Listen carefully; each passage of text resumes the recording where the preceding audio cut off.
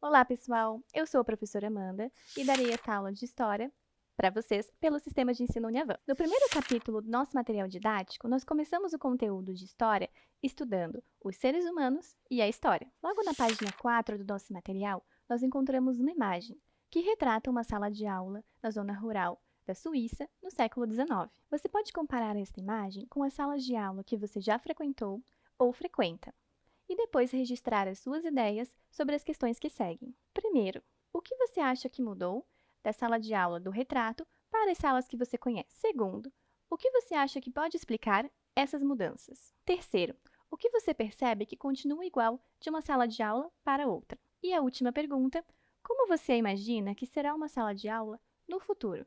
Será que vai mudar alguma coisa dos dias de hoje? Na página 5, nós encontramos duas imagens que representam ações humanas de duas pessoas em tempos e espaços diferentes. A necessidade de obter mais calor e mais luz levou os primeiros seres humanos a descobrirem formas de produzir fogo. Além disso, a sua curiosidade resultou no desenvolvimento de diversas tecnologias que utilizamos até hoje, como, por exemplo, lâmpadas, fogão, micro-ondas, entre outros. Assim, nós podemos perceber que essas ações promoveram transformações nas diversas sociedades. Algumas dessas ações transformaram a sociedade e inovaram as tecnologias, e outras permanecem até hoje. Agora, faça uma entrevista com seus familiares, perguntando de quais brincadeiras eles mais gostavam quando eram crianças, para poder preencher a tabela 1 da página 5 do seu material didático. Já na segunda tabela da mesma página, você vai preencher com as suas informações. Quais as brincadeiras que você mais gosta? Na página 6, nós encontramos um trecho do livro Minha Vida de Menina, que é um livro baseado em diários de uma adolescente que viveu no final do século XIX e começo do século XX. Vamos ler o que conta esse trecho do livro? Hoje foi o nosso bom dia da semana. Nas quintas-feiras, a mamãe nos acorda de madrugada para arrumarmos a casa e irmos cedo para o beco do moinho. A gente desce pelo beco, que é muito estreito, e sai logo na ponte. É o melhor recanto de Diamantina e está sempre deserto. Nunca encontramos uma pessoa por lá, e por isso a mamãe escolheu esse lugar. Mamãe chama Emídio, da chácara, e põe na cabeça dele a bacia de roupa e um pão de sabão. Renato leva o carrinho com as panelas e as coisas de comer, e vamos cedo. Mamãe e nós duas, eu e Luizinha, entramos embaixo da ponte para lavar a roupa. Nós ficamos lavando a roupa e botando para corar, enquanto mamãe faz o almoço de tutu de feijão, com torresmos e arroz. Depois de lavarmos a roupa e passar algum tempo do almoço, mamãe fica vigiando o caminho para ver se vem alguém, e nós entramos no rio para tomar banho e lavar os cabelos. Depois disso, batemos as roupas na pedra, enxaguamos e pomos nos galhos para secar. Agora é só procurar frutas no campo, ninhos de passarinho, casulos de borboletas e pedrinhas redondas para o jogo. Esse livro foi escrito por Alice Brunch, que utilizou o nome Helena Morley para publicar o livro. Agora vamos fazer as atividades referentes a este texto. Você encontra as atividades na página 7 do livro.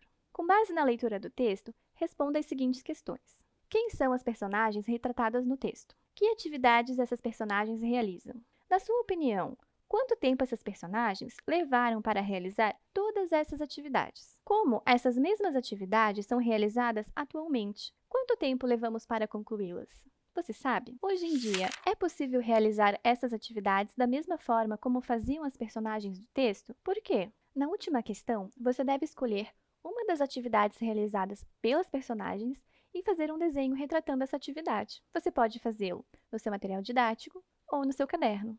Você sabe como os primeiros seres humanos viviam cerca de 2 milhões de anos atrás? Eles viviam da caça e da coleta de alimentos. Para isso, eles produziam ferramentas a partir de pedras lascadas, ou seja, modificavam a forma natural das pedras para utilizá-las. A partir da observação dos fenômenos naturais, esses seres humanos descobriram como produzir fogo. Assim, podiam se aquecer, afastar animais perigosos e cozinhar os seus alimentos. Esse período da pré-história ficou conhecido como período paleolítico ou período da pedra lascada. Já mais adiante, mais ou menos entre 10.000 e 5.000 anos atrás, os seres humanos descobriram a agricultura. Além disso, passaram a domesticar os animais e produzir objetos a partir do barro, que nós conhecemos hoje como cerâmica.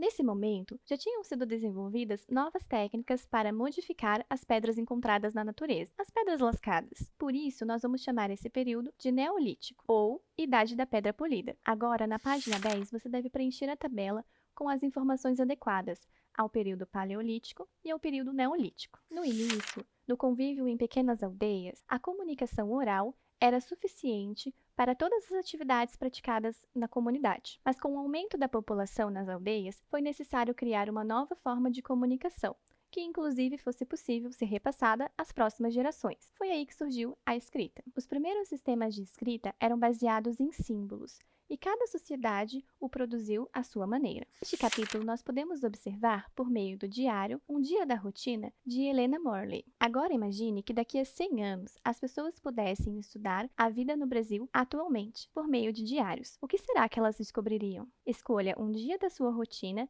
e registre no campo indicado, na página 13 do nosso material didático. Aqui você pode registrar os lugares que você visitou neste dia, as atividades que você realizou, as pessoas com quem conversou e como se sentiu. Já na página 14 do nosso material didático, você encontra o nosso banco de dados, que é a revisão sobre todo o conteúdo que estudamos até o momento. Nessa atividade, você deve observar as imagens e relacionar o número de cada uma com as frases que constam logo abaixo. Bom, pessoal, esse foi o conteúdo da nossa aula e eu aguardo vocês no próximo vídeo.